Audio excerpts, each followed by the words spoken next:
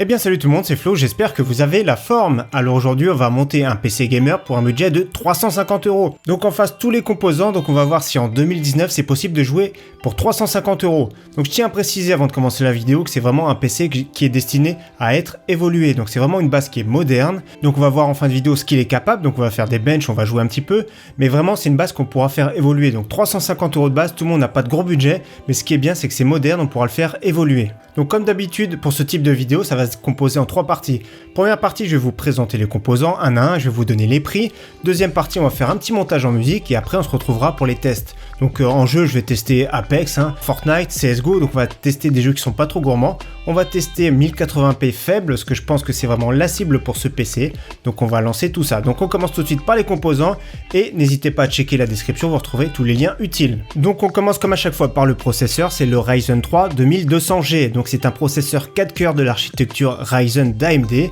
Franchement très performant, en boost qui va monter jusqu'à 3,7 GHz, il est overclockable et la particularité des séries G de chez AMD, c'est qu'il y a une partie graphique d'intégrer. Donc ici on a directement le processeur et la partie graphique. Donc d'ailleurs c'est ce qu'on retrouve actuellement sur les consoles Xbox et PlayStation 4. C'est AMD d'ailleurs qui les fabrique. Donc franchement très performant, vous allez voir pour débuter c'est vraiment très bien. Donc ici son prix c'est environ 100 € en ce moment, donc c'est un prix super attractif. Son grand frère, le 2400G, est quand même beaucoup plus cher. Donc franchement, sympathique, très bien pour débuter. On va voir les performances en fin de vidéo. Au niveau carte mère, on choisit le chipset B450. Donc ici, la Gigabyte B450M DS3H. Donc c'est une carte mère qui est moderne, à moins de 80 €.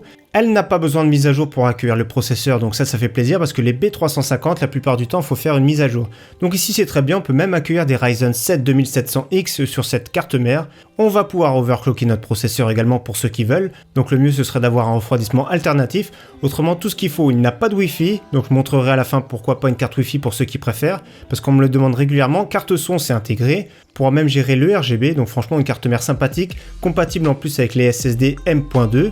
4 slots de RAM, donc franchement très bien. Elle est vraiment économique et elle fait vraiment très bien le travail. Au niveau de la RAM, on va mettre 8 Go de DDR4 2666. Alors là, c'est vraiment le minimum que je vais vous recommander. Donc pourquoi? Parce que le processeur et la partie graphique vont pomper tous les deux directement dans la mémoire. Donc plus la mémoire sera rapide, plus les performances, surtout en jeu, seront conséquentes.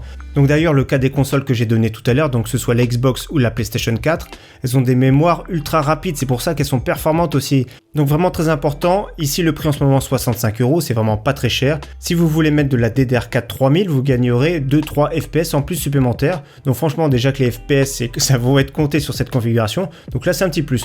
Donc excellent rapport performance-prix, les balistiques sont vraiment très bien, donc je vous les conseille.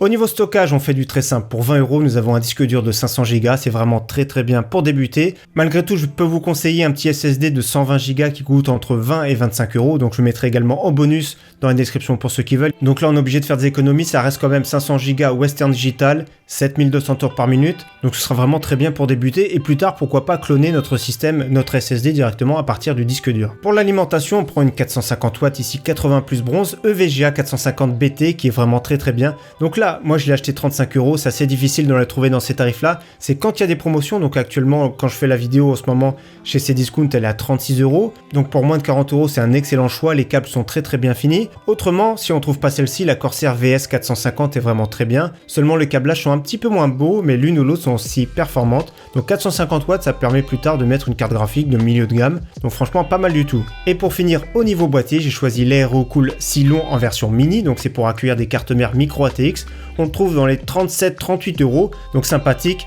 Le petit liseré sur le milieu qui va être rétroéclairé, donc on a présenté déjà la version ATX un peu plus grande. On avait même monté un PC, il était tout blanc à ce moment-là. Donc ici on peut contrôler directement les LED en façade. Il y a vraiment tout ce qu'il faut. Au niveau ventilation, on pourra rajouter 2 ventilateurs en façade, un sur le dessus en 12 cm. Et à l'arrière, nous avons un 8 cm de fourni. Donc ici, la fenêtre sur le côté, c'est du plexiglas. Il n'y a pas de cache alimentation. Mais franchement, pour débuter, ce sera vraiment très bien. Donc voilà, au moment où je fais la vidéo, fin février, début mars 2019, cette configuration coûte 340 €. Donc maintenant, ce que je vous propose, c'est qu'on fasse le montage en musique. C'est parti!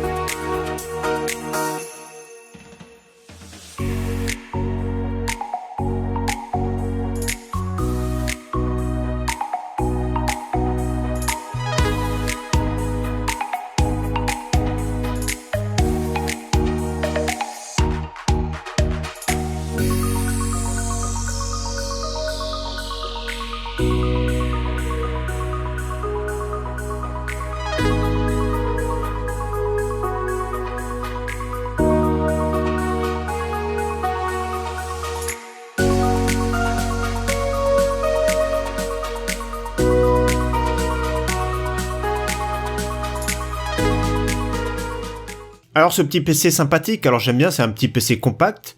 C'est bien, ça prend pas trop de place, on peut le mettre sur son bureau et ça fait plaisir. Alors je vais vous parler du montage, alors le montage c'est vraiment très bien passé, pas de souci. Seul petit détail, il vaut mieux mettre le disque dur en premier avant de mettre l'alimentation, parce que l'alimentation c'est un problème, on a tous les câbles. Le top vraiment ce serait d'avoir une alimentation semi-modulaire, parce que là on a tous les câbles d'apparent, ou alors d'avoir un cache alimentation. Donc franchement, ça passerait très bien, il y a vraiment pas de souci, le montage est vraiment très bien passé. À l'arrière j'ai fait le plus propre possible, donc c'est difficile de camoufler tous les câbles, mais on essaye de faire vraiment le plus propre possible.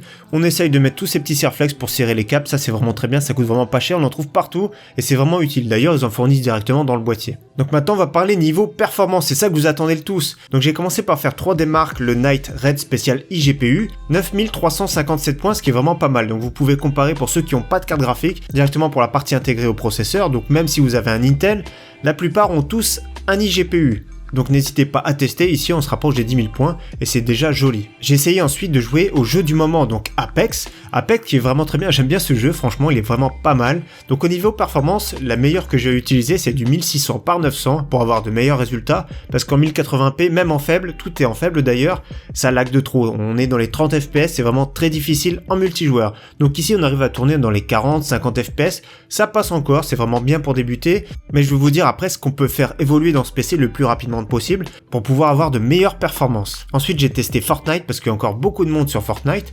Donc franchement Fortnite c'est bien passé, 1080p faible, ça a tourné pas trop mal, 50-60 fps, c'était vraiment très bien. Quand j'ai voulu en record en même temps le jeu, ça descendait, il y avait des chutes. Mais sans record franchement pas de problème, le jeu passait très bien. Il n'y a pas de gros drop de fps, donc le jeu est vraiment jouable, 1080p faible, ça passe très bien. Ensuite j'ai voulu jouer à CSGO qui est devenu gratuit, donc ici cette fois-ci 1080p moyenne qualité, ça passait très bien dans les 50-60 fps, mais le jeu était fluide, il n'y avait pas de drop de fps, donc là c'est une très bonne expérience de jeu. Donc 3 jeux sympathiques, Overwatch aussi, donc je l'ai pas mais je sais qu'il est pas très gourmand, ça passe également. Donc franchement, prochaine évolution qu'on peut faire sur ce PC déjà, c'est un SSD. Le petit SSD même vous pouvez l'acheter dès le départ, ça coûte 25 €, 120 Go, ça booste le système. Au niveau démarrage tout ça, ça commence à se ressentir, moi je suis habitué au SSD aussi également. Donc franchement pas mal de rajouter un petit SSD, ça coûte vraiment pas trop cher et ça vaut le coup de le faire dès le départ maintenant. Donc bien sûr je le précise, je mettrai le lien en description et encore une fois tous les liens des composants. Également ce qu'on peut faire c'est une petite carte Wi-Fi, une petite carte Wi-Fi que je recommande pour une quarantaine d'euros, c'est la TP-Link Archer, donc il coûte 40 €, elle est noire, elle est un peu plus jolie. Autrement des cartes Wi-Fi pour 15 €, on en trouve, ça fait l'affaire, mais je conseille plus une carte Wi-Fi PCI Express plutôt qu'une clé Wi-Fi en USB qui capte souvent un petit peu moins. Autre très grosse évolution qu'on peut faire rapidement sur ce PC, c'est une carte graphique. Dans les 150 €, je vous conseille vraiment en ce moment, c'est la RX 570. Donc d'ailleurs, j'ai la boîte ici, mais j'ai plus la carte graphique. C'était la XFX en ce moment 149 €, franchement c'est une très bonne carte graphique, elle est très performante donc vraiment je vous la recommande, elle est très bien finie, mieux finie que la Asus parce que j'ai eu la Asus entre les mains aussi également. Donc pour ce budget, elle est très bien, il y a une backplate, c'est la seule dans ce budget là à l'avoir. Si on met tout de suite une carte graphique, ça fait un PC qui coûte 500 €, mais là on a des performances supérieures, c'est 1080p élevé, la plupart du jeu a au moins 60 fps. Au niveau du look, en plus c'est sympathique, donc n'oubliez pas de connecter le petit Molex de la façade sur l'alimentation pour pouvoir bénéficier. Et il n'y a pas de bouton reset, c'est directement un bouton ici qui va pouvoir allouer l'éclairage. Moi je trouve ça sympathique, c'est la touche en plus. Pour un boîtier qui coûte moins de 40 €, les aérocool sont vraiment très bien. Donc franchement voilà, il y a des effets d'éclairage sympathiques.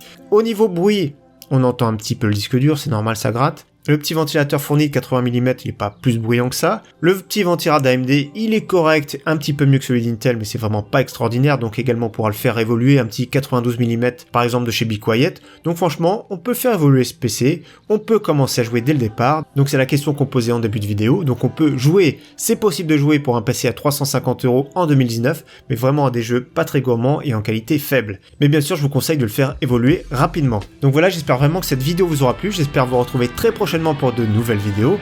À très bientôt, ciao bye.